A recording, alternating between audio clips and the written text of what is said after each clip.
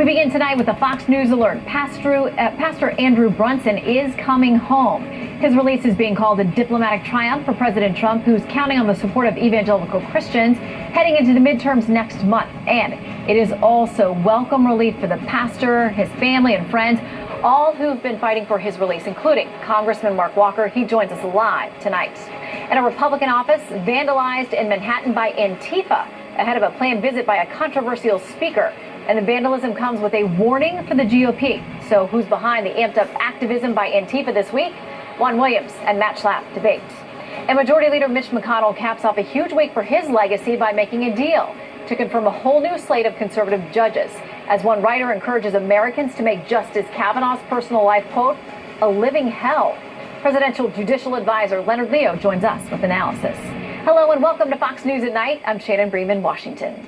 Just one of many Americans held abroad for their views, Pastor Andrew Brunson is finally coming home, potentially due to high-stakes international diplomacy involving the Saudis, arms sales, and a thaw in relations with a NATO ally. Kristen Fisher has the latest for us tonight. Good evening, Kristen. Good evening. Isn't it nice to end the week with some good news? We needed it, and this has been a long time coming. A long time coming, and I mean, right now, Pastor Brunson is on his way back to the United States. He's set to land at Joint Base Andrews sometime early tomorrow morning, and after that, President Trump says he may stop by the White House. 2 years of detention and tremendous pressure from the Trump administration, American Pastor Andrew Brunson is coming home. He was tearful. He was crying. And I looked at him, and he and his wife hugged probably for about 4 to 5 minutes. I mean, it was the picture of his imprisonment. The evangelical pastor was accused of espionage and aiding terror groups, and he was facing up to 35 years in jail. When he showed up for his fourth court appearance this morning, all he said was, "I'm innocent. I love Turkey. Please release me." He was convicted, but in a stunning turn of events, the sentence was commuted to time served. In Pastor Brunson's own words, this is the day our family has been praying for. It's also a day the Trump administration has been working towards for months by pushing the Turkish economy to the brink and refusing to back down. I'm really proud to report that earlier today, we secured the release of Pastor Andrew Brunson from Turkey. It's a huge victory for President Trump, who's made bringing American hostages home a cornerstone of his foreign policy. We've done that with a lot, right? We've had a lot of success. North Korea, Egypt, remember? We bring a lot of people back, and that's good.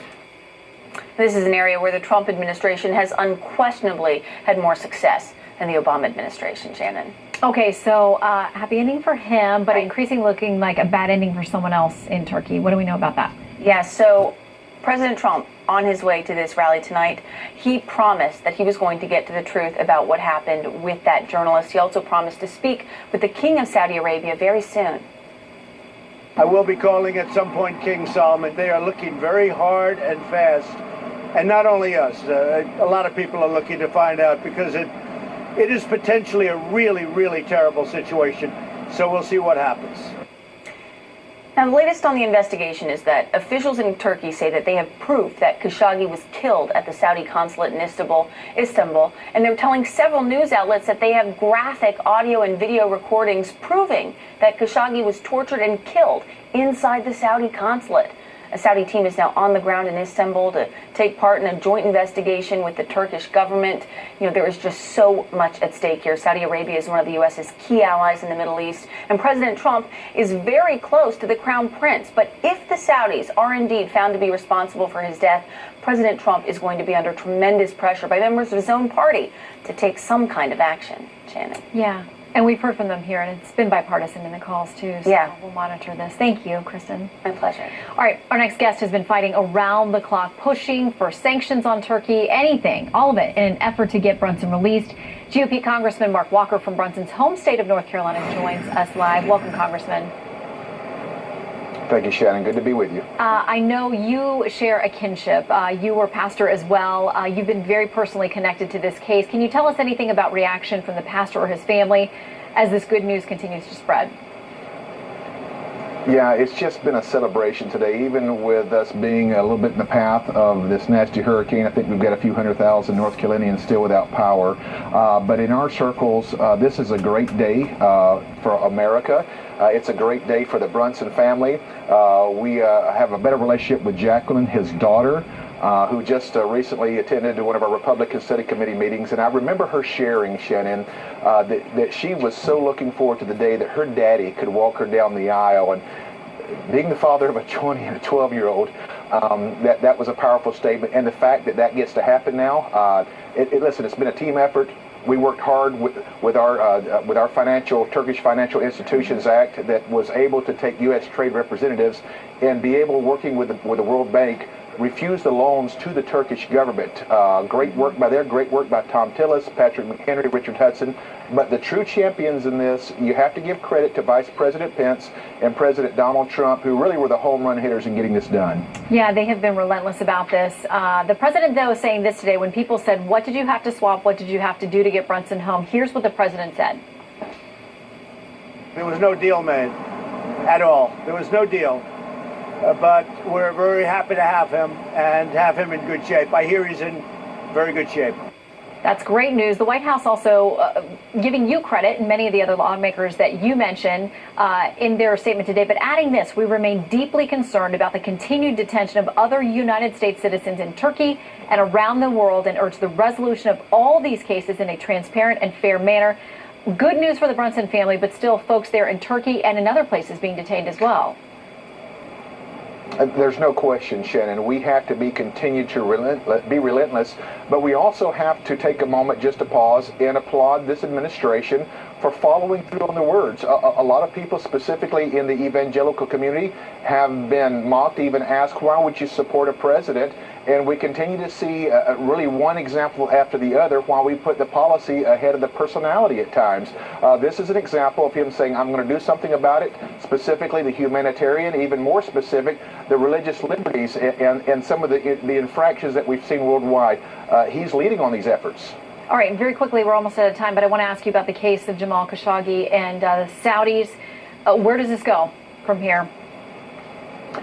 Well, I think, first of all, the very first thing that we have to do is see what the inquiry presents us. If there is something that's gone awry, we think right now early evidence is showing there has been some foul play here. We do have to act on that, but not to the place that we back off an arms deal where we let the Saudis get involved with the Russians or the Chinese and working out some of those arm packs. We want to make sure that we stay involved in that, keep those guys close. A lot of competing interests there. All right, Congressman Mark Walker, thank you very much for your work on this, and congratulations. Thank you, Shannon. All right, President Trump plans to head to Florida and Georgia next week to view the devastation from Hurricane Michael. We now know there are at least 13 people dead, and that death toll is expected to rise amid a door-to-door search and rescue operation. Phil Keating joins us tonight from hard-hit Callaway, Florida. Actually, Mike Tobin stepping in to pick up duty down there. Give us the latest. And as you mentioned, the search and rescue is underway. It is a massive effort requiring manpower really from all over the nation and tons of cooperation. We met up with members of Ohio's Urban Search and Rescue Task Force number 1. These guys are out of the Dayton area. They were going door to door, and when they found someone who needed medevac, they relied on soldiers from the 144th Transportation Company out of Florida who handled the medevac with one of the big 5-ton trucks. Security was provided for them from cops out of Baltimore, so lots of coordination. But the people who are doing this search and rescue effort are putting a lot of hearts at ease. The number one concern we get when we run into people out here is lost communications with loved ones that they cannot reestablish because the storm knocked out so much in terms of the communication infrastructure. We got in such a bad fight before the storm. And she told me she hated me and never wanted to talk to me. And now I can't find her. And I just want to say I'm sorry. And that was a woman looking for her sister. Now, catastrophic is the word the commander of the 325th Fighter Wing at Tyndall Air Force Base used to describe the damage to the flight line there. Just about every building on the base sustained substantial damage. Now, most of the F-22 stealth fighters there left ahead of the storm, but just through the natural cycle, some of them were down for maintenance or couldn't take off at a particular time. Those were put in the hangars. Well, all of those hangars sustained substantial damage. And what we're hearing now from Colonel Brian Laidlaw is that the engineers can't get into those hangars because of the extensive damage to do an accurate or a precise assessment of how extensive the damage is. But we know that, in fact, extensive is the word that he used to talk about what has happened to those planes with a $143 million price tag, each and every one of them. Shannon? Yeah, the images that you're sharing really tell the story so well, Mike, as our hearts just break for the folks there. Thank you so much. You got it. Well, the far-left group, Antifa, strikes again, this time at a Republican office in Manhattan. And the group says it's just the beginning. Trace Gallagher is tracking that for us tonight. Trace? Shannon, it was around 1:30 in the morning when the anti-fascist or Antifa members allegedly vandalized the New York Republican headquarters in New York City. Windows were broken, doors spray painted, glue put in locks and handles. And a threatening note was also left behind saying, quote, "Tonight we put the Republican Party on notice in defiance to the policy of mass misery they have championed. The U.S. government has established concentration camps around the country for Latino people, shamelessly murders black people, and continues its war machine that has slaughtered Muslim people with impunity for decades." The note goes on to say their attack is just beginning, and it talks about Republicans inviting a, quote, "hipster fascist clown to dance for them," a reference to the GOP hosting Gavin McInnes, the founder of a far-right organization called Proud Boys, who have physically clashed with Antifa protesters on several occasions. Today, New York Republican Chairman Ed Cox called on Democrats to cease inciting these attacks, pointing the finger directly at Hillary Clinton for saying this. Watch. You cannot be civil with a political party that wants to destroy what you stand for, what you care about.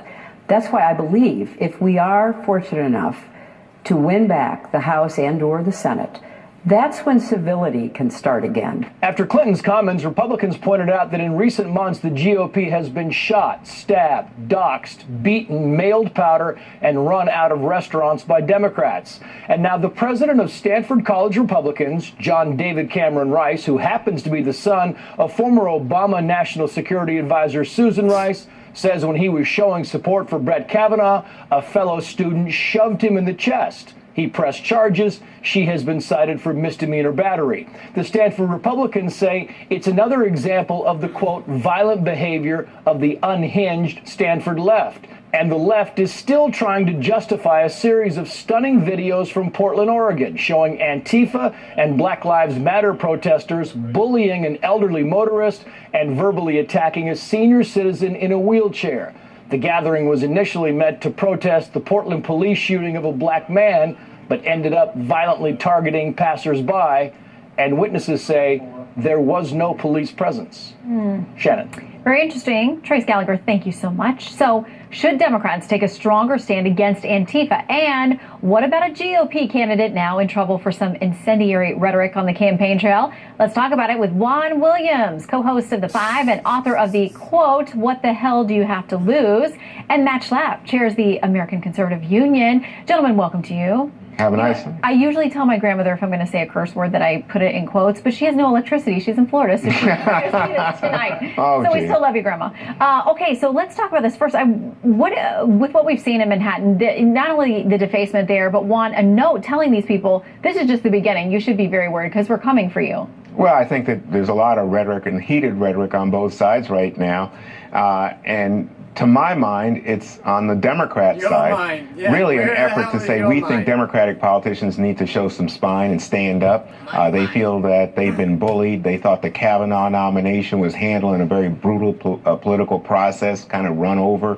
And even since then, we've seen added judges put in. I think that the Democrats just feel like Republicans have the House, the Senate, the White House, and now a majority on the court. why aren't Democratic politicians more effective? And I think when you hear Eric Holder, the former Attorney General, says, when they go low now, we're going to kick them, you know, taking off on Michelle Obama's statement. She didn't like that. Right, but I must say, I think there are lots of Democrats who resonated with that very thought. It's not a call to violence, let me just point that out. Yes, and that should be clear. I mean, Matt, there have been times in recent history where the Democrats have controlled the White House and both houses of Congress, and a lot of people felt like had a pretty strong hold on a lot of what was happening on the court as well. I was pretty upset during 8 years of Obama. It's a frustrating feeling for you when you're in the GOP. All right, but now we have this GOP candidate, Scott Wagner, in Pennsylvania, running for the governorship. I want to play a little bit of what he said in a video. Well, Governor Wolf, let me tell you, between now and November 6th, you better put a catcher's mask on your face, because I'm going to stomp all over your face with golf spikes. Yeah, a lot of people, including Steve Scalise, who was shot almost to death, said these comments are totally unacceptable. As I've said many times before, there's absolutely no place in our politics for this kind of rhetoric. Wagner follows it up with this. He says, I felt the need to respond to my comments. To my comments earlier this morning. I may have chosen a poor metaphor. I may have had a poor choice of words. I shouldn't have said what I said. All right, Matt, is that good enough? Yeah, apology is fine, but there's no maybe here. I mean, this is like well over the line. I want to challenge Juan on this idea that the former Attorney General, the top law enforcement person in the country under Barack Obama, said we kick him. Now, I don't think Eric Holder wants to come kick someone like me, but I do think there is too many episodes in restaurants and public places where the radicalized left is engaged in violent activity. When I saw what they did in these Kavanaugh protests, I feel like the country is getting to a point where we're almost to like a civil war. We can't just have a political disagreement. It's got to spill out into the streets. And I think we ought to be careful with our rhetoric. Where do you think that comes from? You're going to blame Donald Trump, and I think you're completely wrong. Because I think the biggest problem, the reason why we're at each other's throats, is because for 8 years under Obama, we were told we couldn't criticize the man because if we did, it was going to be racist or something like that. Come on. It's the truth. Look, the fact is, let people talk. I'm going to let Shannon gentlemen, what about, though, when President Trump, we had him on the other night, and I asked him about this in his rallies early on, where there'd be protesters or people pop up, and there'd be the suggestion, like, that you could rough these people up or punch them kind of thing. And he responded by saying, these were paid protesters, these are people there to cause trouble. You know, but some people will point to that and say, well, that's not okay. There's a big difference between somebody going into an opponent's rally to try to rev up the crowd and what we are seeing where Republicans and Trump supporters are being pushed from civil society, are being pushed from public places. That is an outrage. We've always had people try to disrupt people's rallies. That's going to happen in politics. But the idea that this is acceptable, that you can't just have a disagreement with someone, you have to humiliate Republicans, you have to go after these conservatives, it is un-American. Our democracy can't survive if we can't simply have a disagreement. Well, allow me to respond. How do we get back to that, Juan? How do we get back to a place that you can have disputes over policy, and you should? That's why the founders set up this government to work. I'm all for it. I think that we need free discourse and honest debate. But let me just say to Matt, I do blame Donald Trump. And I think if you go to a Trump rally and you see the way that he berates the press, the enemy of the people, if you hear him talk about lock them up, and now it's not just Hillary, lock up Dianne Feinstein. What she did was, and I'm just saying, she broke the law. She did not. Let's stop. Let's stop. Yes, she did. The rhetoric is overheated, Matt. And when you go back and you look at Charlottesville and you look at people walking around with weapons and tiki torches and they saying, oh, fine people on both sides, that's rank and wrong. And I think it encourages the kind of bullying rhetoric that we just heard from that man running for governor in Pennsylvania. And Eric Holder shouldn't say that it's okay to kick Republicans. And Hillary Clinton should call them out. You are using this. Call out Hillary Clinton. She shouldn't say it's okay to be uncivil to Matt, Republicans. you are using, I think what anybody listening to Eric Holder would say was rhetoric. You are now making it into an incitement to violence, and it's definitely not that. They are playing into a very dangerous scenario in this country where they have a radicalized left, Antifa and other groups, that are on the verge of terrible violence. What is the radicalized right, the alt-right, the white nationalists, the Nazis? Called out all the time. Called out constantly. All right. Gentlemen, It's not a technical foul. It's a timeout. But I think we can agree there's fringe on both ends, and they are susceptible to hearing people that they agree with or that they think are encouraging them, and that's what you really have to worry about. I think Shannon, most of America is not going to get overheated and crazy. But Shannon, on Kavanaugh, look what they did to this man. I sat through the hearings. With Merrick Garland, it was like, look, the timing is wrong. We're going to follow the Bible. Oh my God! With Judge Kavanaugh, did we ever go after him as a human being? Did we ever go after him as a hearing? Did you ever allow the man a hearing? No. Okay, right on this. You're wrong. Difference between let me say it's hearing. I'm going to let Shannon have her show back. But what you did to Garland, during the commercial, they're going to arm wrestle. We're going to sell tickets. Juan, Matt, great to see both of you. Nice to see you. All right, Hillary Clinton and 5 members of her inner circle have lost their security clearances. This all goes back to the State Department's ongoing review of the mishandling of classified information related to Clinton's use of private email servers. Only Clinton and her former top aide, Cheryl Mills, were named by the Senate Judiciary Committee, which had pressed the State Department to suspend the clearances pending an investigation. By the way, Clinton gave up her clearance voluntarily. All right, did Mitch McConnell outwit Chuck Schumer? It's about a deal to confirm more than a dozen new conservative federal judges. Stick around. We'll tell you what McConnell gave up in exchange. Plus, he's been on the Supreme Court for less than a week, but the Democrats and some of the media are still waging a PR battle against Justice Kavanaugh. Is it working? We'll ask one of President Trump's top judicial advisors. Leonard Leo joins us live when we return. Leader Mitch McConnell and President Trump believe they've already won in 84 very specific ways. They pushed through more judicial confirmations, a total of 84 Trump appointees now on the federal bench at a record-setting pace. Senior Capitol Hill producer Chad Pergram now by the numbers. Shannon, work on Capitol Hill is done until after the midterms. Now, Senate Majority Leader Mitch McConnell tried to do 2 things. He wanted to muscle through 15 lower court judges that would tether embattled Democratic senators to Washington and keep them off the campaign trail. Now, McConnell and Senate Minority Leader Chuck Schumer, they have been at loggerheads the past couple of weeks, so Schumer paid a ransom. McConnell and Schumer cut a deal to send the Senate home. The light atop the Capitol dome at night signals that lawmakers are working late. So last night, the Senate stayed, approving 15 of the president's court nominees. Now, Mitch McConnell didn't just settle for judges. He got nearly 24 other appointees confirmed as well. That includes officials at the Pentagon, FEMA, and NASA. The judges are folks like David James Porter, Ryan Douglas Nelson, and Michael Juneau. They're all known for conservative credentials. Now, this punctuates a pitched battle over the federal courts.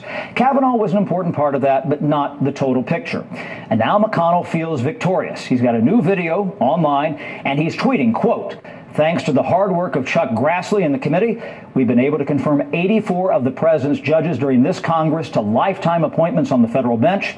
That includes 2 Supreme Court justices and a record number of circuit court judges," unquote. In exchange, Schumer scored a release for Democratic senators to head home and campaign. Now, it's hard to believe that it's been less than a week since the Senate confirmed Supreme Court Justice Brett Kavanaugh. Kavanaugh isn't out of the woods yet.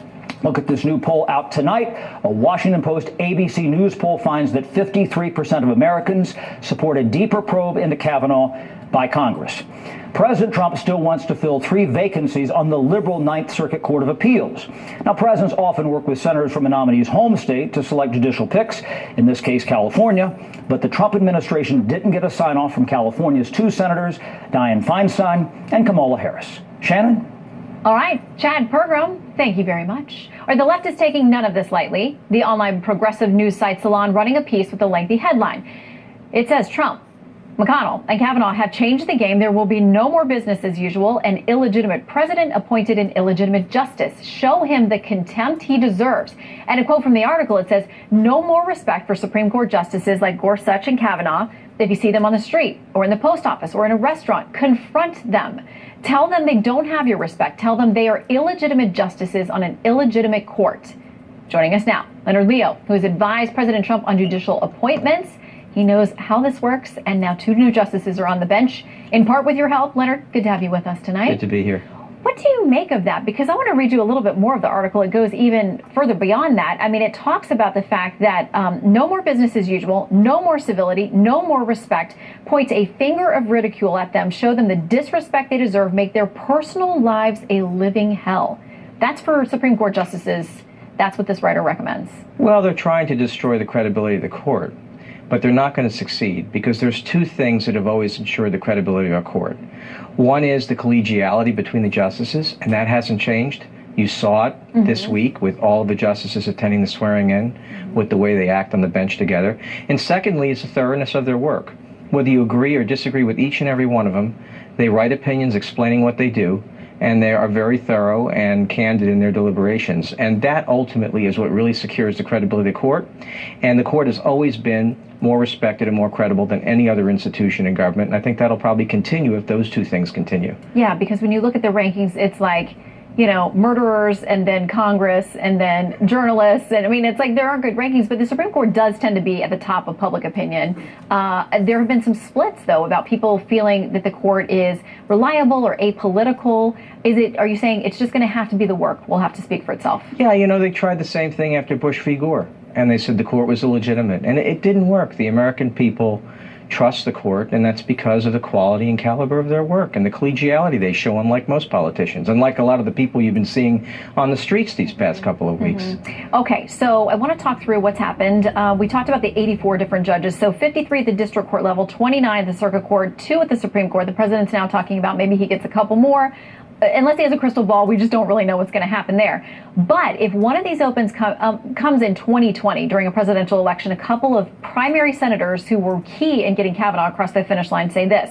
Senator Lindsey Graham says if an opening comes in the last year of President Trump's term and the primary process has started, we will wait until the next election. The Senate Judiciary Committee Chairman Chuck Grassley says if I'm chairman, they won't take it up. So what happens if a Justice Ruth Bader Ginsburg or Breyer or someone else steps down in 2020? Well, I think that because of what a lot of Republicans said last time around, it would be really hard to take up another nomination in 2020.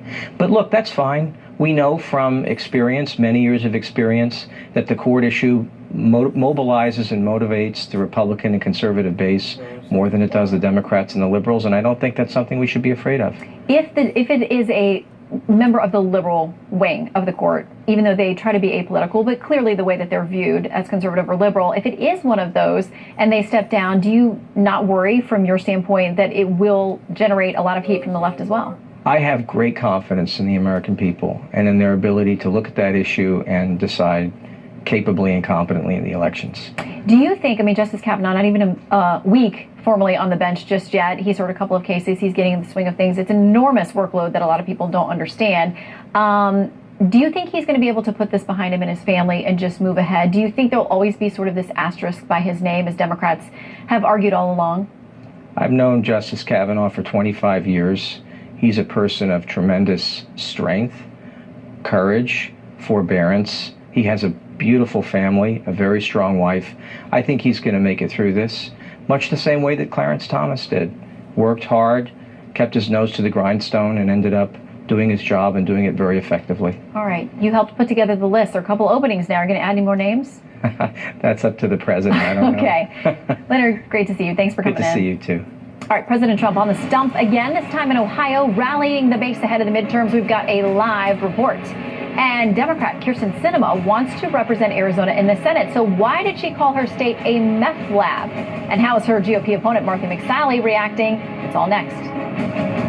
President Trump taking a victory lap in Ohio tonight, calling this a, quote, really historic week for America that began with the confirmation of his second Supreme Court justice and concluded with the release of Pastor Brunson. And he also predicted the GOP will win over black voters with the help of Kanye West. Doug McElway joins us now from Lebanon, Ohio, the scene of the latest MAGA rally. Good evening, Doug. Good evening, Shannon. And this was the president's 8th campaign rally in the month of October alone, and there are more to come. Tomorrow night, it's at Lexington, Kentucky. Early next week, it's going to be the state of Texas as the president campaigns for a surging Ted Cruz. Cruz seeing the same benefit that so many GOP candidates are seeing in the past couple of weeks with the so-called Kavanaugh bounce. President Trump wants to maintain that momentum right up until Election Day to stave off Democrats regaining control of the House of Representatives. And as he always does, he introduced GOP candidates and gave them ringing endorsements while trashing their Democratic opponents tonight. Take Republican Mike DeWine, who is locked in a toss-up battle with Democrat Richard Cordray for Ohio governor. Trump tore into Cordray's tenure in the Obama administration as head of the Consumer Financial Protection Bureau. Such a bad job. At the agency that he ran, it was terrible. He was hurting people, and I think he enjoyed it. No, really, I really believe he enjoyed it. He was putting people out of business. They weren't loaning money to the people that they were supposed to. It was terrible. Also here tonight, Republican Congressman Steve Chabot, who's about 9 points up in the race for Ohio's 1st congressional district seat against Democrat Aftab Purrival. He did something very uncharacteristic for a politician tonight. When the president handed him the microphone, he kept it really short. I got about a 6-page speech here. I decided the more Steve Chabot you get, the less President Trump you're going to get. So I'm not going to give this speech. God bless you all, and God bless President Trump. And the president honed in tonight on an emerging GOP theme that Democrats are becoming increasingly radicalized, using the word mob to describe them. That is becoming a focus of this 2018 campaign, the word mob. Democrats say that Republicans are using it very, very unfairly to describe peaceful protesting. Republicans say that what the Democrats are doing, as you've been discussing tonight, goes far beyond peaceful protesting, actually threatening people's lives and some of the foundations of our democracy, such as due process. But of course, Shannon, as you discussed it tonight, it works both ways. We saw what the GOP candidate in the Pennsylvania race for governor said tonight. So what goes around comes around. Right. People have to be. Both sides are accusing one another of the same thing. People have to be consistent about their criticism. Doug McKelway on a chilly night in Ohio. Thank you so much. Yeah. All right, early voting's underway in Arizona, where the Democrat trying to flip a GOP Senate seat may be in a bit of a deep hole tonight. Kirsten Sinema is defending herself after the emergence of 2 videos from her past that don't reflect favorably on her opinion of the people of Arizona. States are the laboratories of democracy, and then my state, Arizona, is clearly the meth lab of democracy.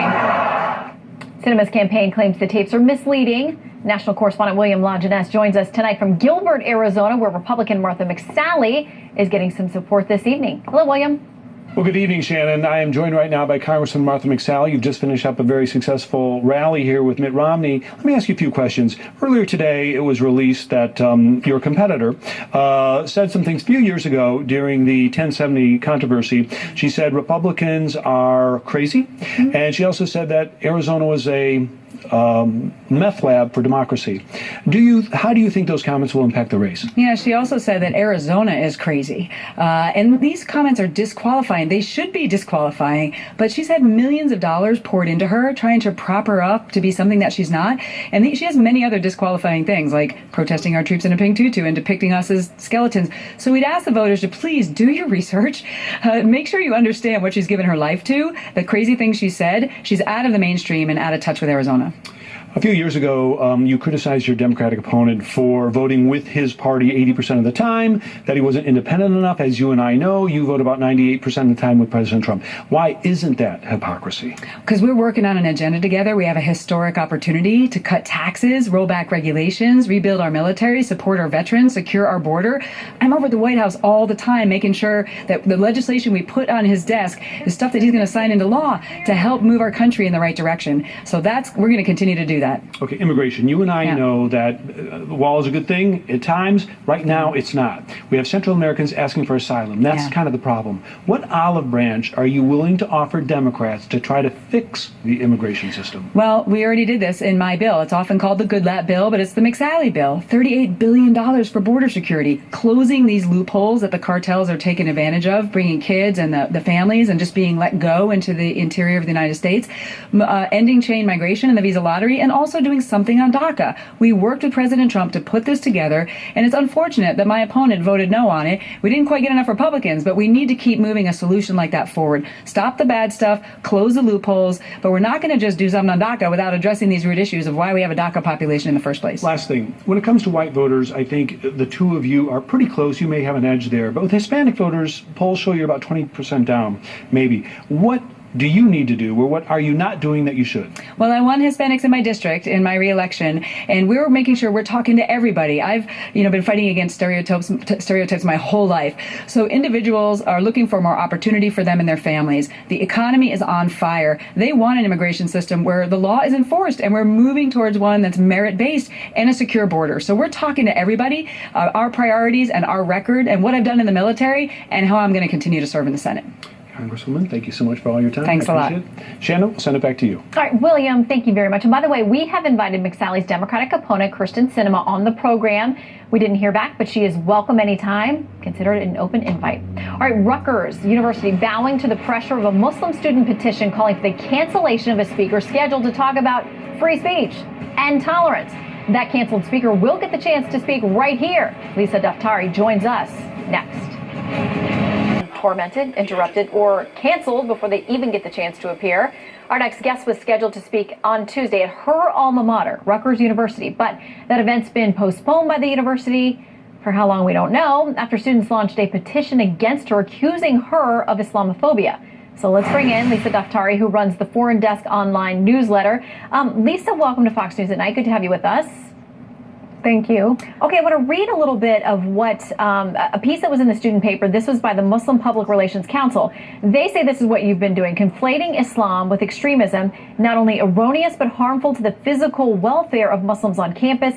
Hate mongering under the guise of free speech, as Daftari does, directly affects the safety of Muslims on campus. They started a petition, and after some back and forth, it sounds like the university says postponed, but do you feel like you've been disinvited?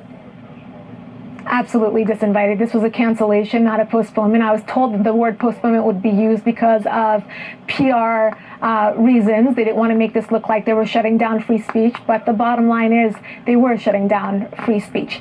To be called an Islamophobe when my entire career has been built on defending Muslims who are victims of FGM, sex slavery, the war in Yemen, in Syria. I mean, I've been called to Washington, D.C. to do briefings under Democrat presidents, Republican presidents. I've been called to the UN several times, the most liberal institution, to talk about Yemen and Iraq and Iran and a multitude of issues. So I'm respected on both sides of the political spectrum, and my work speaks for itself. So I don't want to be defending myself here. I think what happened here is that a small handful of campus bullies decided that they can throw around the word Islamophobia in an unethical and irresponsible way because it is one of these social justice buzzwords and get their way. Well, and it sounded like the administration was going to stand by you in this invitation. The vice chancellor just a couple of days ago said, my view on this dissent being voiced is that our speaker series is doing what I had initially hoped it would do,